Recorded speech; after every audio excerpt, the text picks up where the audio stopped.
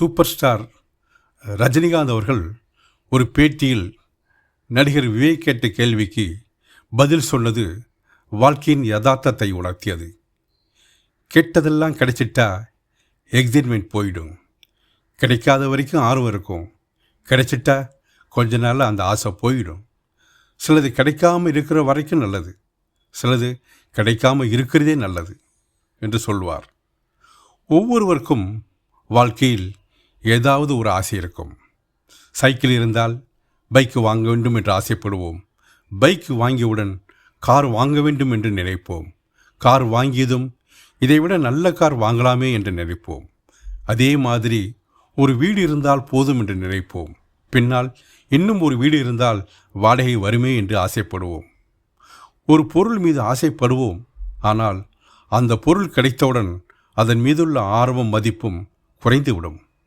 உண்மையில் பார்த்தால் ஆசைக்கு முடிவே கிடையாது. ஒரு பொருளை அடைய வேண்டும் என்று ஆசைப்படுவது தவறில்லை, அதற்காக முயற்சி செய்வதும் தவறில்லை. ஆனால் அந்த ஆசை நிறைவேறாத பொழுது அதையே நினைத்து வாழ்க்கை முழுவதும் வருத்தப்படுவதுதான் பிரச்சனை. சில நேரங்களில் நாம் மிகவும் ஆசைப்பட்ட ஒரு விஷயம் கிடைக்காமல் போயிருக்கும். அந்த நேரத்தில் அது ஒரு பெரிய துயரமாக தெரியும். ஆனால் சில வருடங்கள் கழித்து திரும்ப பார்த்தால் அது கிடைக்காமல் போனது நல்லதுதான் என்று நமக்கே தோன்றும்.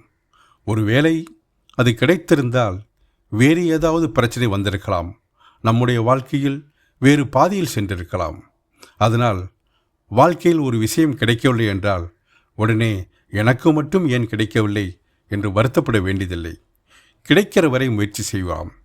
கிடைத்தால் சந்தோஷப்படலாம். கிடைக்கவில்லை என்றால் கிடைத்ததை வைத்து சந்தோஷமாக வாழ கற்றுக்கொள்ள வேண்டும். அதுதான் உண்மையான புத்திசாலித்தனம்.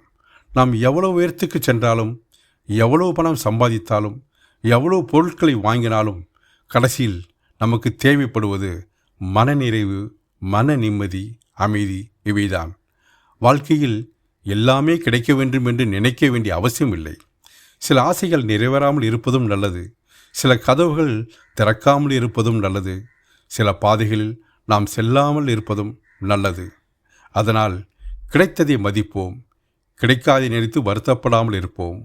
முயற்சி செய்வோம். ஆனால் முடிவில் மன நிம்மதியோடு வாழ்வதை மிகப்பெரிய வெற்றியாக நினைப்போம்.